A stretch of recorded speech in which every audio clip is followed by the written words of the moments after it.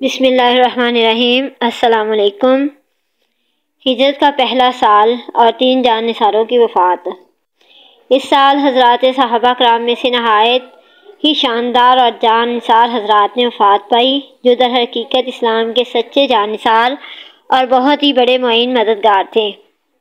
اول حضرت کلثوم بن بدم رضی اللہ عنہ، یہ وہ خوش نصیب مدینہ کے رہنے والے انصاری ہیں کہ حضور اقدس صلی اللہ علیہ وسلم نے جب ہجرت فرما کر قباء میں تشریف لائے تو سب سے پہلے انہی کے مکان کو شرف نزول بخشا، اور بڑے بڑے مہاجرین صحابہ بھی انہی کے مکان میں ٹھہرے تھے، اور انہوں نے دونوں عالم کے میزبان کو اپنے گھر میں مہمان بنا کر ایسی میزبانی اور مہمان نوازی کی کہ قیامت تک تاریخ رسالت کے صفحات پر ان کا نام ستاروں کی طرح چمکتا رہے گا۔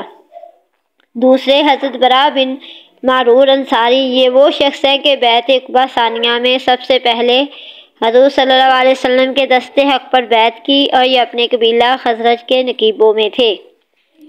تیسرے حضرت اسعد بن زرارہ انصاری رضی اللہ عنہ، یہ بیعت عقبہ اولیٰ اور بیعت عقبہ ثانیہ کی دونوں بیعتوں میں شامل رہے، اور یہ وہ پہلے شخص ہیں جنہوں نے مدینہ میں اسلام کا ڈنکا بجایا اور ہر گھر میں اسلام کا پیغام پہنچایا۔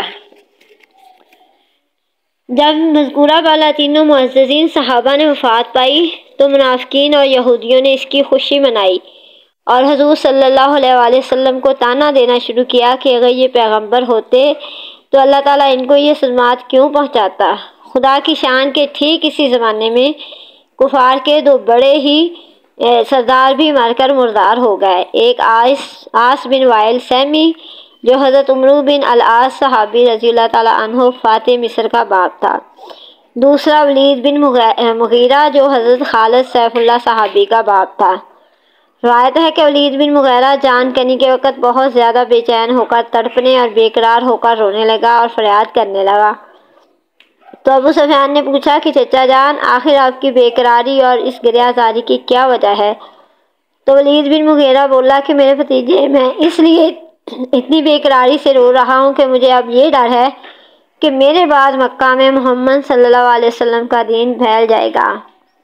یہ سن کر ابو سفیان نے تسلی دی اور کہا کہ چچا، آپ ہرگز اس کا غم نہ کریں، میں ضامن ہوتا ہوں کہ میں دین اسلام کو مکہ میں نہیں پھیلنے دوں گا۔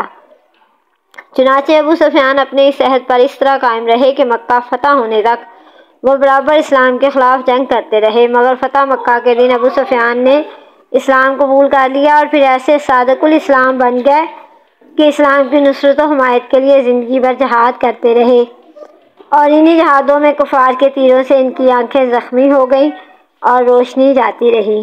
یہی وہ حضرت ابو سفیان ہیں جن کے سپوت بیٹے حضرت امیر معاویہ رضی اللہ عنہ ہیں۔